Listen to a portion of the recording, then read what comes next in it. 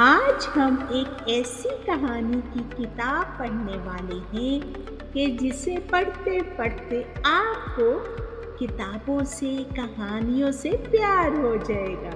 जी हाँ, चलिए फिर मेंढक की कहानी है। आज नई किताब पढ़ूंगा, ये मेंढक ने सोचा और फिर उसने एक नई किताब अपने हाथ में ली और बाहर भागने आ गया। वहां ताज खड़ा था। वो बोला, सुनो। मेंढक ने कहा, जी। ताज बोला, आपसे एक बात कहनी है। और उसने कहा कि हम अपने शहर के सब बच्चों को किताबें तोहफे में देते हैं।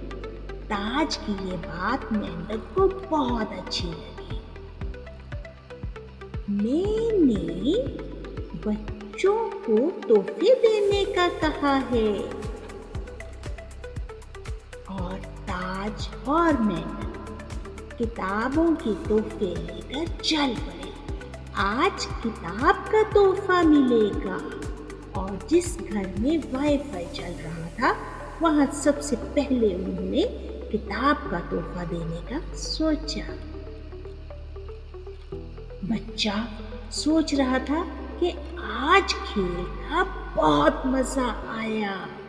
अब वो घर जा रहा था तो उसे रास्ते में कुछ मेंढक मिले। वो आ रहा है।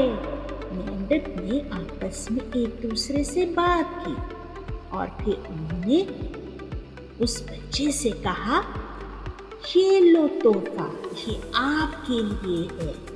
बच्चा वो तोहफा लेकर बहुत खुश हुआ और वो इन किताबों के तोहफे को लेकर अपने घर आ रहा था कि रास्ते में उसने देखा वहाँ बहुत से जानवर किताबें पढ़ रहे हैं। उसने सोचा, मैं भी किताबें पढ़ूंगा।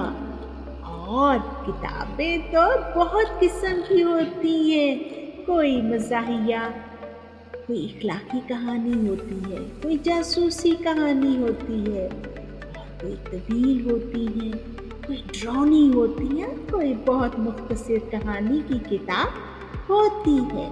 उसके बाद वो अपने कमरे में आया और किताबों के साथ उसकी दोस्ती हो गई। अरे वाह!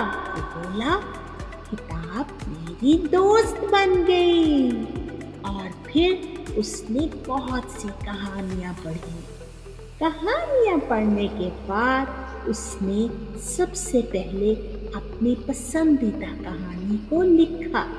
तो बच्चों, आपको भी जो कहानी पसंद है, आप भी उसे लिखने की मशक कीजिए और बाद में उस कहानी के किरदारों की तस्वीर बनाइए।